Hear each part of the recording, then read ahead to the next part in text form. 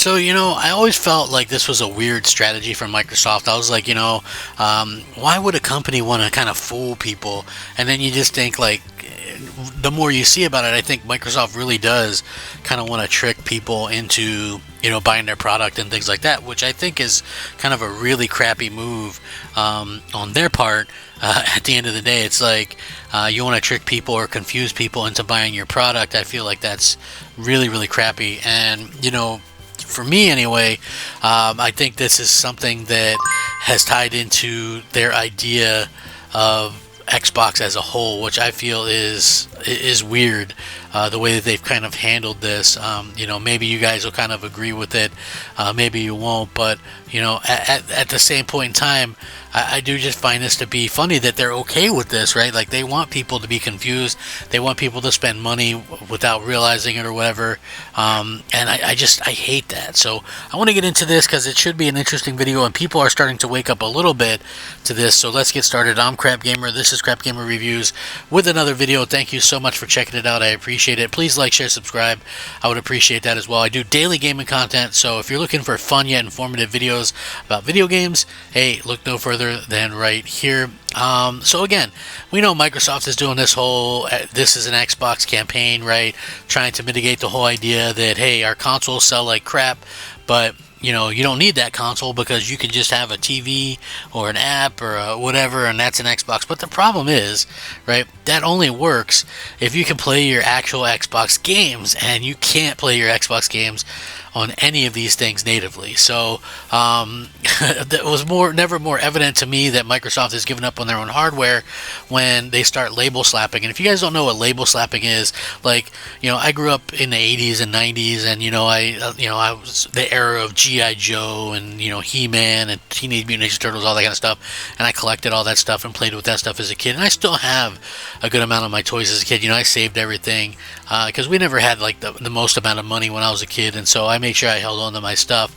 And but anyway, label slapping is something that usually happens like with toys and stuff like that, but it can happen to anything, which basically means there could be a thing that already exists, and then they would slap a label on it to a popular thing at that time. This was really something that happened a lot in the 70s, which I wasn't born in the 70s, by the way, but basically, like when Star Trek was popular and stuff like that, they would take already existing products and slap a Star Trek logo on it, right? That's what Microsoft is doing. They're like, okay, we're going to slap an Xbox logo on these things, and then, this is going to be an Xbox. But the problem is, it's not. So this is the thing. Like, in this article, hits it pretty good. Everything's an Xbox, including this Meta Quest 3S. They cost $100 more and can't play your Xbox games. See, this is my biggest problem. How can these things be an Xbox, right? How can this stuff be an Xbox if it can't play your Xbox games? I think that's the biggest question kind of going forward, and that's something that really needs answering. Like, I don't see how Microsoft can answer that. I'm not talking about streaming, because that's not playing your games. That's really crummy, in my opinion, the way that they and I really worry about that. If Microsoft considers backwards compatibility just streaming your games, I think that would be a bad thing for everybody, and I definitely don't want to play my games that way. So I guess we'll have to wait and see on that one. But again, it really highlights the problem. It's just like with that Asus Ally thing or whatever, and they're trying to call that an Xbox. Like, how can that be an Xbox if you can't play your Xbox games on it? I mean, I think that's like a huge problem. And going forward, we have to really kind of look at this and go, how can Microsoft rectify this or make it so that people actually want these things? I know they're trying to blur lines and stuff, but I think overall what they're really doing is just lying to people. So the limited edition, if you guys didn't know, Meta Quest 3S, it's an all-black model with green inlays. It's an interesting contrast with the normally white only VR headsets. But, there's something else about it that confuses me, which is why it exists in the first place, right? Like, why does this thing exist? This thing was already a thing, and now it, for some reason, exists Anyway, so the simple answer is Microsoft has this whole everything is an Xbox marketing slogan that arrived last fall. Wasn't just a threat, it was a promise that the company would begin slapping the Xbox logo on anything that is capable of streaming Game Pass. Smart TVs are now Xboxes, PC gaming handhelds are too. Why not bundle a limited edition Xbox controller with a Meta Quest 3S and call it an Xbox 2. The entry-level Meta Quest 3S 128 gig is currently $300. The Xbox version will be $400, but comes with a limited edition Xbox controller in addition to the standard Touch Plus controllers and 3 months of Game Pass. This is in Microsoft's words, everything you need to start gaming on a massive virtual display the moment you open the box. That's primarily because the Meta Quest 3 can stream a selection of Game Pass games that support cloud gaming like Elder Scrolls Oblivion Remastered, and the pitch from Microsoft is start a game on your Meta Quest 3S, Xbox Edition, pick up where you left off on your console, and continue the adventure with Xbox and PC without ever losing your achievements or save data. So that's a cool idea in theory, but the caveat is that it's limited to streaming and games that already support Play Anywhere. This is the same Achilles heel that impacts the upcoming Xbox Ally ROG PC gaming handheld. It's a custom Windows experience designed to feel like playing on an Xbox, but it can't play existing Xbox-only releases.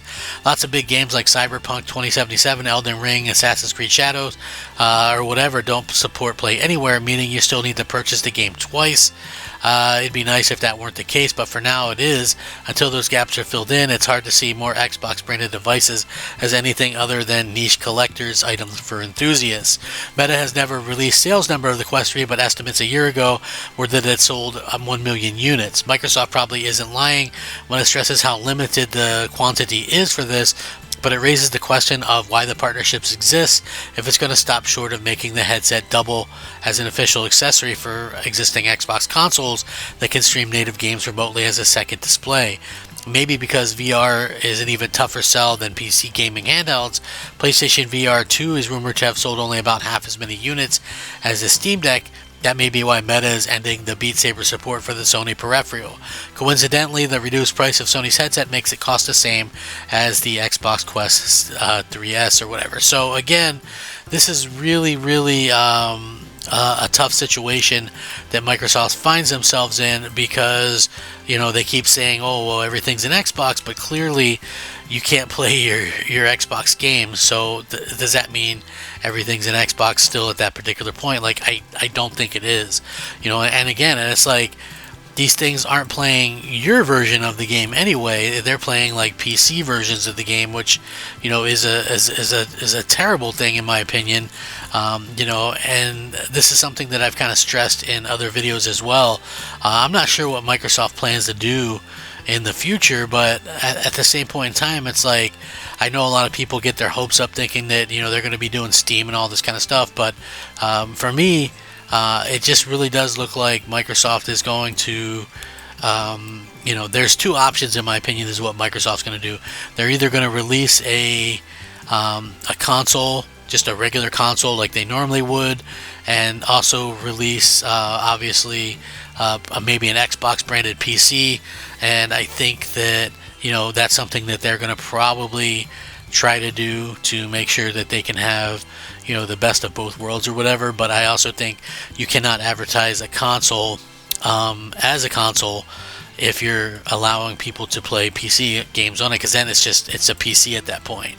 And I think that they're trying to maybe blur the lines or trying to come up with a way to say, okay, well, yeah, we're putting our games everywhere, but you can also play PlayStation games on, the next whatever, quote-unquote, Xbox. But to me, that only works if the next Xbox is a console, and they're not going to, like, Sony's not going to put their games on an Xbox. Now, Sony's not going to care if you play, their games on a PC because they put them there on PC. But people are really kind of freaking out over this stuff on the Xbox side, thinking, oh, wait, we really got them now. And it's like, you could have bought a PC any time over the years, and and you would have been able to play these PlayStation games. Like that's like the big thing. So yeah, it is sort of strange to me that is this kind of happening the way that it is. But I do hope that we start to see some kind of change or something from Microsoft or whatever, where they can put a little bit of a more focus on the console itself, because it does seem like Microsoft just doesn't care anymore. But what do you guys think about this stuff? Are you somebody like me? It's just like, I'm a console gamer. I couldn't care less about playing these indie games on Play Anywhere or on a PC or a phone or whatever. I think streaming sucks. I don't know. Let me know what you guys think though. Rack 'em up. Crap Gamer out.